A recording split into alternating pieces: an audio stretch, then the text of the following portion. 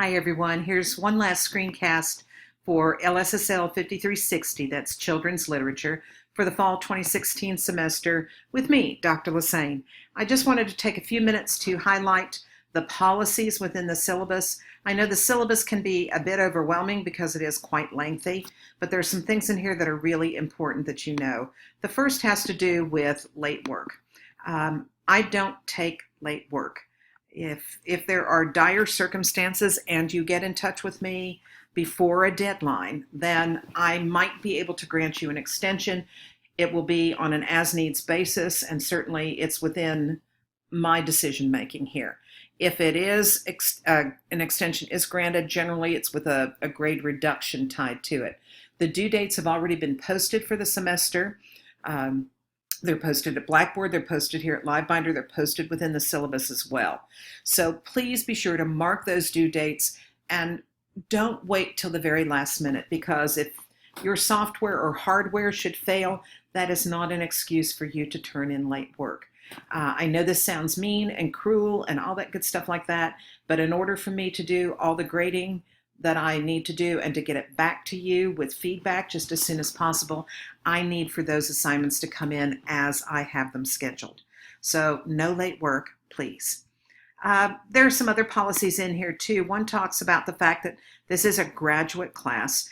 And, in an undergrad class, they'll say if you're taking 3 hours, you should set aside at least 3 hours during the week to do the work. With graduate classes, this is going to require much more time. If you can, carve out time each and every day to do some reading, to work on one of the assignments. You can work on assignments in bits and pieces, store them in a Word document until it's time to submit them, or work on the blog because only you have the URL to it at the time. So please don't put off doing work. Work on a little bit each and every day that you can. It's expected that you be professional, that the work be completed in a timely and professional manner, and that if you need to communicate with me, that you do so professionally as well. So if you send me an email, please spell my name correctly. That's always a nice way to start. Explain the situation or ask the question, but tell me who you are and what course you're enrolled in too. That would be very helpful to me. Academic dishonesty has to do with plagiarism. It is very serious. I take it seriously. The university takes it seriously. If I encounter plagiarism on the part of an assignment, I turn that over to the dean for the College of Education, who then decides what kind of action needs to be taken. Sometimes it results in total dismissal from the program. So please, please, please, please do your own work. That's the best way I can tell it. Cell phone policy doesn't apply to you. You can have your cell phone going while we're talking. Grievance policy, there's a link to it right here.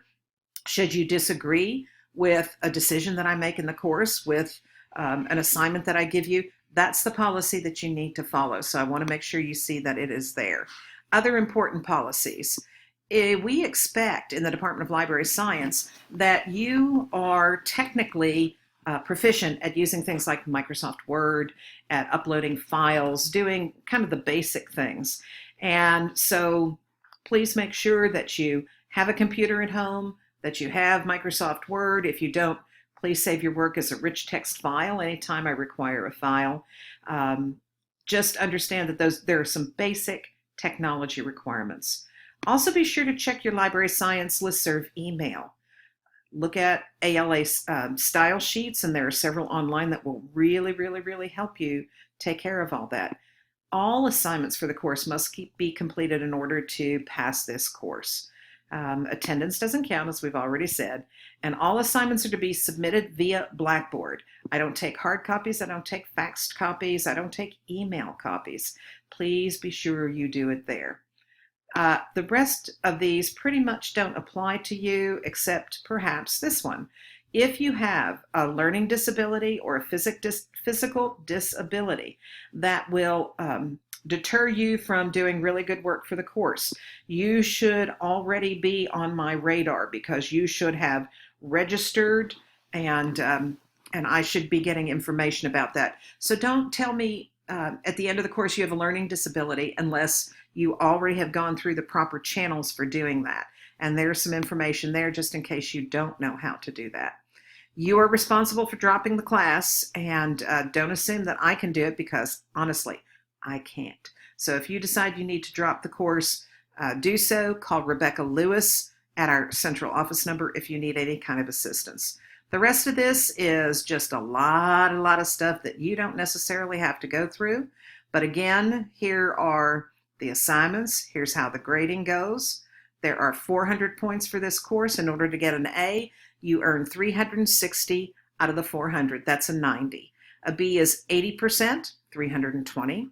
And anything below that is really an F, although there is a C available. That would be 70% of 400, which is 280 points to 319.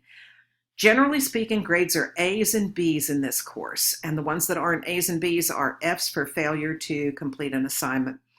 Please, please, please understand that if you get 359 points, you have a B. You don't almost have an A, you have a B. So keep track of the points as they're being assigned to you for your particular assignments. Make sure that you're on the track to get the grade that you want. I think that that's probably all that you need to have in this segment of the screencast, and I hope these three have helped you kind of go through the syllabus in kind of a determined manner so that you can see what's involved in this course.